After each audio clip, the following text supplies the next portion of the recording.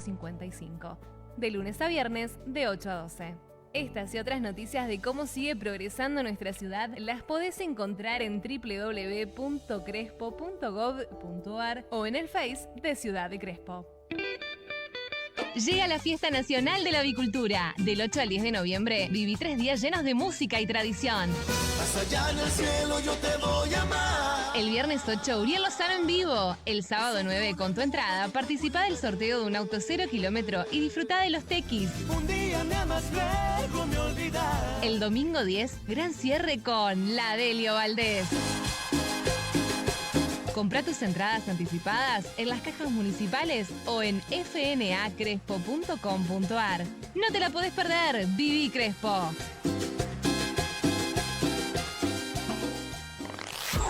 Fin de espacio publicitario. Sol Medios. El quinto poder. La otra mirada de lo que pasa. Hasta el mediodía. 93.3. Ahora, en la radio, ponemos la lupa sobre todo lo que nos pasa todos los días. Las preguntas que todos nos hacemos, las respuestas que buscamos todos los días. Todo el análisis profundo de la actualidad política, bajo la mirada de los que más saben. Actualidad nacional y provincial. El análisis de la política de Hugo Shira en El Quinto Poder, con Mónica Leiva. Muy bien, ya lo tenemos aquí en el estudio a Hugo para compartir con nuestra gente este segmento, donde vamos analizando, reflexionando sobre algunas cuestiones. Has traído ahí un título, una suerte de enigmático. A ver, Hugo, ¿cómo viene el tema de hoy? ¿Cómo te va? Buen día. Vamos, ¿qué tal? Buenos días. Me estaba olvidando lo que le dije. ¿Cómo era el título? Imágenes, esperanza y narcotráfico. Ajá. Imágenes, esperanza y narcotráfico. A ver. ¿Cómo se relacionan estas tres cosas? Tiene que ver obviamente con una visión crítica de lo que está pasando en general a nivel nacional. En algún momento lo hemos señalado, desde abril, mayo, las encuestas empezaban a ver un fuerte deterioro en la imagen del presidente de la nación y en la imagen de su gobierno. Ajá. Hoy, por ejemplo, está saliendo la última encuesta de imagen que en cada provincia del país lleva una vez al mes Suban Córdoba, una consultora del interior que analiza las imágenes. Ajá. En todas las provincias, el gobernador de esa provincia tiene mejor imagen que el presidente. Uh-huh. Ambos con altas imágenes. Milei, en la provincia donde menos imagen tiene, es en Santiago del Estero, el 32%. Uh-huh. En Entre Ríos llega al 54%. Es una de las imágenes más altas del país. Claro. En general, las provincias que, ante las transformaciones que lleva a cabo el gobierno nacional, la balconean, la ven desde afuera, no les pega tan fuerte, la imagen del presidente sigue alta. Uh-huh. Y en los lugares como Crespo, que es muy resiliente a las crisis, uh-huh, el crespense promedio no se pregunta si hay una crisis, sale a tratar de juntarse el mango. Sí. Esa imagen sigue siendo alta, porque si vos contás lo que está y lo que se viene, caso mío, uh-huh, por convicción, lo que entiendo que los libertarios van a terminar haciendo en el país, no te creen. uh-huh. Y entiendo. No te creen porque es, ¿cómo? Está bien, siempre vivimos mal, algunas épocas juntamos mejor, entonces es como que, bueno, en las épocas que nos viene bien, juntemos y ahorremos, en las que nos viene mal, hacemos colchón y en las que nos viene mal, tratamos de zafar hacia adelante. Que es una actitud general en la República Argentina. Uh-huh. Y el modelo agroexportador, extractivo, financiero, etcétera, hay provincias en las que impacta de lleno negativamente, las grandes provincias industriales, uh-huh, la región centro, Buenos Aires, Mendoza. Capital Federal, fíjense que en Capital Federal Milei, por ejemplo, tiene 36% y el intendente Macri 52%, redondeando cifras. uh-huh.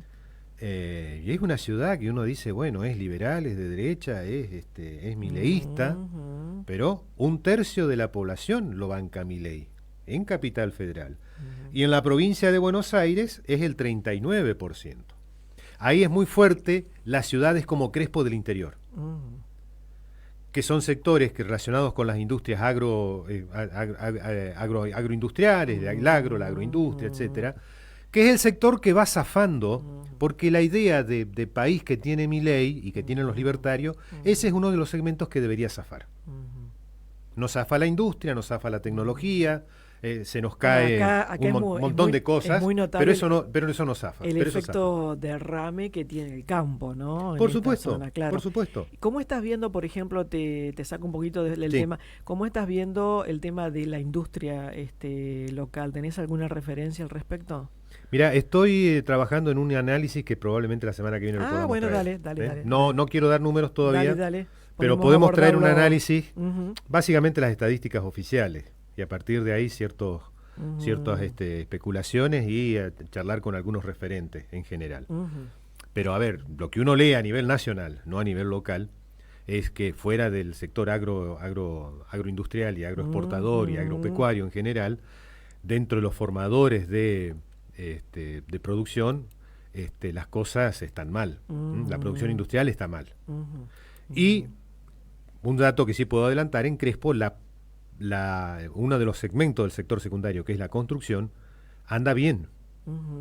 Anda bien, está por encima de los años anteriores, cuando en todo el país esto se vino abajo. ¿Por qué? Porque Crespo en general, la construcción está muy relacionada con la obra privada. La vivienda sobre todo, la construcción de viviendas y de locales. Entonces el impacto de la obra pública, que en Crespo se mantuvo, más o menos, la municipalidad se hizo cargo con la provincia, algunas cosas dejaron de hacer, pero las van tirando para adelante. Por ejemplo, no se llegó a tiempo con el campo de deportes Yapeyú y el cambio que se están haciendo ahí. Pero se sigue trabajando. Entonces la construcción acá no tiene tantos problemas. Pero bueno, entonces el gobierno nacional hacia abril, mayo empezó a notar, y todas las consultoras empezaron a notar el desgaste de la gestión. Bueno, acá te agrego, por ejemplo, justo tengo un dato, la industria, que lo que informa CAME, que la industria PYME cayó 6,6% interanual en septiembre. Claro, estos son números globales, ¿no? Después, como vos decís, está un poco lo más específico, ¿no? O, claro, lo territorial, lo de cada lugar, territorial, ¿no? Exactamente. Por ejemplo, la industria metalúrgica, que es una de las que ha caído. Las provincias metalúrgicas son Buenos Aires, Santa Fe, Córdoba, Mendoza, Entre Ríos. En Entre Ríos golpeó fuerte el tema. Vos tenés en todos lugares fábricas metalúrgicas, sobre todo pymes. Y la gran industria, por ejemplo la metalmecánica, que forma parte de ese segmento, que está en las otras provincias, ha golpeado muy fuerte en ella. O sea, ahí se nota buena parte de la caída del sector industrial. En abril-mayo, el gobierno nacional encargó una serie de encuestas, como 7, 8 aproximadamente. Le salieron en total unos 60 millones de pesos a distintas consultoras. Y una de ellas le hizo una serie de recomendaciones sobre cómo trabajar de ahí en adelante. O sea, estas recomendaciones tienen 4 meses de antigüedad. Le dijeron a Milei una serie de cosas. Empezá a hacer esto de esta manera. Bien. Una comunicación. Una recomendación. Comunicar una visión clara para el futuro del país, porque los votantes necesitan saber hacia dónde va la Argentina. Los votantes esperan que en los próximos meses el gobierno pueda presentar alguna política que impacte positivamente en la clase media y en los jubilados, porque entienden que casi todo el ajuste lo hicieron ellos y no la casta. Con ese nombre tan general de casta que hay, del cual puedo decir después qué es lo que se entiende por casta. Claro. Fíjense que estas dos cosas no se han cumplido. Recomendaciones de abril, en las que les piden, por favor, una visión clara del futuro del país. El gobierno sigue hablando generalidades y lo único que tiene claro es seguir hablando en contra del Estado. Y achicar y achicar. Y ahí hay un problema, porque la cultura promedio del argentino, en un 60 y pico % de la población, entiende que el futuro es con Estado, no sin Estado. El argentino no es libertario. La guerra cultural que ellos quieren hacer precisamente trata de quebrar esa posición muy fuerte que a lo largo del siglo XX se fue generando en torno a que tenemos un Estado, no ineficiente, pero no podemos no tener Estado. Bien. Continuar mostrando gestos para terminar con privilegios de la casta. Por ejemplo, esta semana se cierra FIP y van a sacar más de 3.000 puestos que se generaron en el gobierno anterior de Alberto Fernández. A ver, vos decís puestos que subieron con Alberto Fernández, ya decís, bueno, corruptos. No, a ver, gente que ingresó. Algunos pueden ser acomodados, otros no. En el Estado se ingresa de distintas maneras y no necesariamente es el dedo del gobernante. Pero más que nada esto tiene que ver con algo que los libertarios sostienen como propio, que es esto de reducir impuestos. Entonces vamos a reducir los organismos que cobran los impuestos. Crear programas que aumenten las oportunidades de empleo y capacitación para los jóvenes. No se está haciendo. Y si se hace, no se divulga. Sí. Demostrar mayor astucia en términos políticos, por ejemplo, en las negociaciones con las leyes. Y ellos demostraron astucias, porque tiraron abajo, por ejemplo, sacaron la ley bases y tiraron abajo los dos temas, el jubilatorio y el de la universidad pública, donde el gobierno nacional, el presidente, vetó leyes que sacó el Congreso por su cuenta. ¿Pero qué hizo Milei?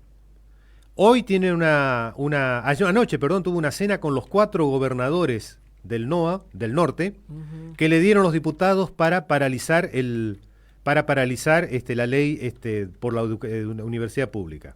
Es decir, una cena con la casta. Peor fue la anterior, con los 87 diputados que le dieron los votos para frenar el tema jubilatorio. O sea, esa fue una reunión de un presidente anticasta con la casta. Entonces, ¿el presidente qué es? ¿Casta o anticasta? Sí. Y celebrando, para colmo, algo que le estaban pidiendo acá, la clase media y los jubilados. Hay que encontrarles cosas positivas. Y él vetó una ley que le estaba dando 17.000 pesos más a los jubilados. En ese momento. Adoptar un tono más aplomado, aunque sin perder su esencia. A ver, es aplomado decir, tengo el morbo de meter en el ataúd el kirchnerismo con Cristina adentro y clavarle el último clavo. Sí. Bueno, fue fuerte eso. Eso fue fuerte. Sí. El PRO y la Libertad Avanza, por supuesto, se quedaron callados, festejan. Lo que me llama la atención es que todavía el radicalismo oficialmente no se haya declarado en contra de esa declaración. Porque todo el resto, obviamente el peronismo y el panperonismo dijo en contra, la izquierda se pronunció en contra, no precisás estar con Cristina o con el kirchnerismo. Aquí hay una cuestión de violencia de parte del presidente y de incitación a la violencia. Por la forma de comunicar. Recordemos que en el año 83 el peronismo perdió las elecciones porque un candidato a gobernador había quemado un ataúd de la Unión Cívica Radical. La idea era, bueno, nosotros los vamos a arrasar y volvemos a hacer gobierno el 10 de diciembre. Ese fin de semana que se hacían las elecciones, hubo un cambio de votos tan importante que lo llevó a Alfonsín a la presidencia. Estaban casi empatados. Esa quema del ataúd de Herminio Iglesias, candidato a gobernador conmigo y sinmigo, era la famosa frase que decía este muchacho, candidato a gobernador de la provincia de Buenos Aires. Arrastró votos para Alfonsín. Ahora, Milei está todos los días quemando cadáveres y quemando ataúdes. ¿Le va a ir bien con eso? Bueno. Y por último, manifestar empatía por el sufrimiento y el sacrificio que está haciendo la población. Bueno, olvidémonos, constitutivamente y psicológicamente Milei no es un hombre de empatías. Está muy claro que este personaje, más allá de los atributos políticos que uno le puede aceptar o criticar, psicológicamente es una persona que no desarrolla empatía con nadie. O sea, ahí hay un agujero que tiene que ver con su historia personal, algunos hablan de relaciones conflictivas dentro de la familia, el padre, etcétera, y que periódicamente lo muestran como una persona bastante más desequilibrada que equilibrada. Claro. Bueno, dentro de este esquema, y señalando este tipo de situaciones, entonces, por ejemplo, otra consultora, dice el Centro de Estudios de Soberanía Popular, Mariano Moreno, viene haciendo una serie de consultorías. Empezaron trabajando sobre temas que tienen que ver con el costo de los alimentos y terminaron haciendo investigaciones un poco más amplias y lo usaron sobre todo en el Gran Buenos Aires. El punto crítico donde cualquier gobierno que tiene un ajuste feroz como este que se jacta de tener el mayor ajuste de la historia, no solo de Argentina, el punto crítico pasa por el conurbano, y pasa por el Gran Rosario, y pasa por el Gran Córdoba. O sea, no es en Crespo, ni es en La Pampa, ni es en Ushuaia donde vamos a ver cambios, porque esas ciudades, esas provincias, esas localidades, tienen una dinámica social que no las lleva a ninguna explosión. Pero sí la explosión puede venir en el conurbano. ¿Qué está diciendo la gente? En el conurbano el 80% de los encuestados conoce a alguien que perdió el empleo, si no fue él mismo el que lo perdió, 80%. Entre los autónomos o contapropistas el 86% afirma tener menos trabajo que hace un año, las changas. El 87% señala que además su poder adquisitivo cayó drásticamente. El 75% de las personas tuvieron que cancelar o reducir servicios. Lo que más se redujo fueron las plataformas de entretenimiento, cortamos Netflix, seguidos por Internet y también la telefonía y la medicina prepaga, con distintos porcentajes cada uno. Claro. Esto en los sectores medios. Sí. En los sectores populares, el primer recorte se hizo en Internet, normalmente Netflix no pueden acceder, segundo la telefonía y tercero, más atrás quedó las plataformas de entretenimiento a las cuales están menos relacionados. El endeudamiento. La clase media pagó servicios con la tarjeta de crédito, uno de cada 4 entrevistados pagó servicios con la tarjeta de crédito y el 40% compró comida con tarjeta de crédito, cosa que antes no hacía. Es decir, los gastos cotidianos se transforman en deuda al mes siguiente a través de la tarjeta. La clase media, dice el responsable del trabajo, Patricio Torras, empieza por dejar de pagar el total de la tarjeta y cuando la deuda se hace muy grande, saca un crédito personal y así va de préstamo en préstamo. Sí. Eso hace rato que se viene haciendo. Está viendo hace rato. Hace rato. Se terminó por profundizar ahora. Mientras que en los sectores populares, las clases bajas, se empiezan por endeudar con las billeteras virtuales y después caen en cuevas o prestamistas, figuras muy comunes en los barrios populares, con métodos muy duros para el cobro, y muchas veces ahí empieza a jugar el dinero de las tranzas del narcotráfico. Bueno. Y aquí vamos al tercer punto. Con este esquema general en el que los sectores que siguen apoyando a Milei, que son la mitad de la población, la grieta hoy pasa por, eso es importante tenerlo en cuenta, no kirchnerismo, antikirchnerismo. Desde una perspectiva y desde la ideología libertaria, la grieta real, pero desde el discurso libertario pasa entre la gente de bien, anticasta, honestos que trabajan y que pagan muchos impuestos, versus la casta, los vagos y los que viven de planes y de los impuestos que pagan los que trabajan. Esa grieta mentalmente es el 50 y el 50. Lo que le están diciendo los consultores a Milei, cuida tu 50% porque ese es el voto potencial que podés llegar a tener en el 2025. Con un detalle. ¿Viste cuando el pintor que sube la escalera y empieza a pintar con el pincel? Esas capas medias de la grieta anticasta se les han quebrado los escalones y se empieza a agarrar exclusivamente del pincel de la esperanza. Si se siguen quebrando escalones, el pincel ya no le alcanza. Y en un año es mucho tiempo en la Argentina para esperar colgado del pincel. Es mucho tiempo. Entonces, volviendo a estos temas, ¿qué es lo que cierra si las cosas no cierran con una economía donde uno ve que la industria va a la deriva, donde van a quedar sectores, por ejemplo, uno recién decía el agro y la agroindustria, pero son sectores que expulsan población, porque están cada vez más tecnificados y cada vez se necesita menos gente. Hoy, un buen empresario en estos sectores, y no preciso salir de los límites de Crespo y Zona, de la micra, si lo podemos decir, un buen empresario es aquel que hace cálculos pensando en tomar la menor cantidad de gente y la mayor cantidad de tecnología. ¿Qué es lo que hacen los empresarios que empiezan a hacer o que ya se han tornado exitosos? Eso significa que cada vez menos gente va a estar en los sectores que dentro del modelo libertario van a tener futuro o tienen ya el futuro asegurado, que son los extractivos, agroindustria, minería, vaca muerta, litio, etcétera, más las finanzas, que es un negocito de unos pocos muchachos. En ese esquema lo que te queda es algo que desde el comienzo de este gobierno, incluso mucho antes, cuando vimos cuál era el proyecto general y dijimos de entrada que esto va a generar la caída del país, lo que cierra, incluso la grieta casta, anticasta, lo que va a ir cerrando en la gente no va a ser ni siquiera esa grieta, es el narcotráfico.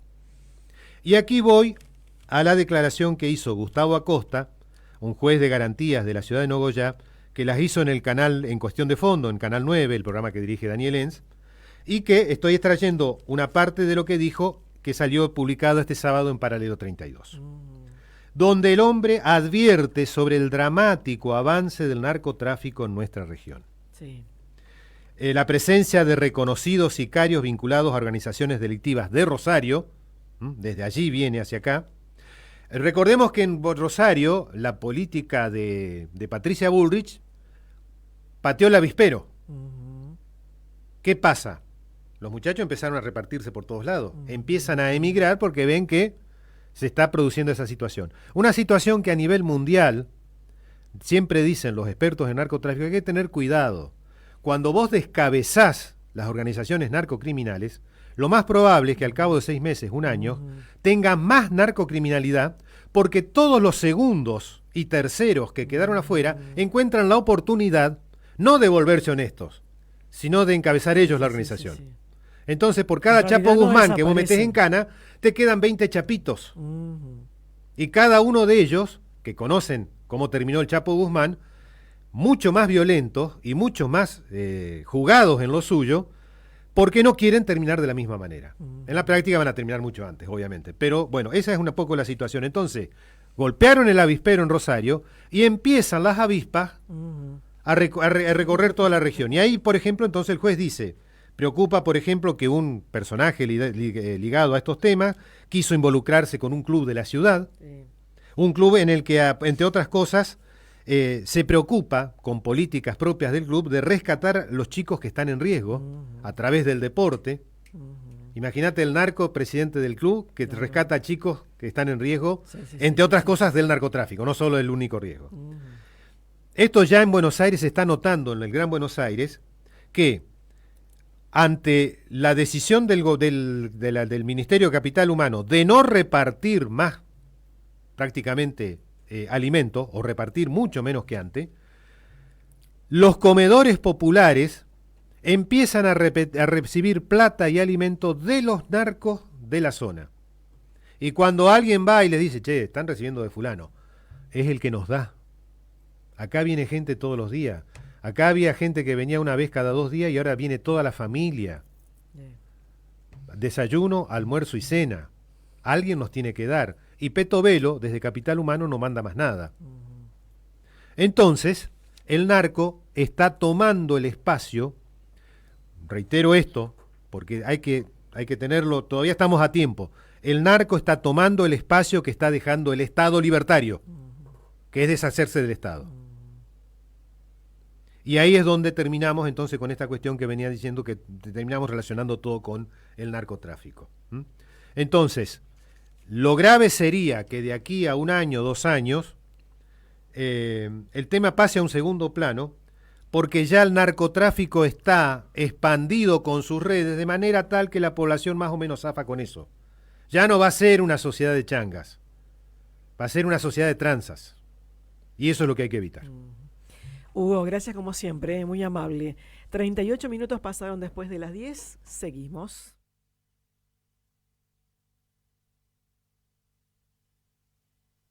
Presenta Spreáfico Equipamientos.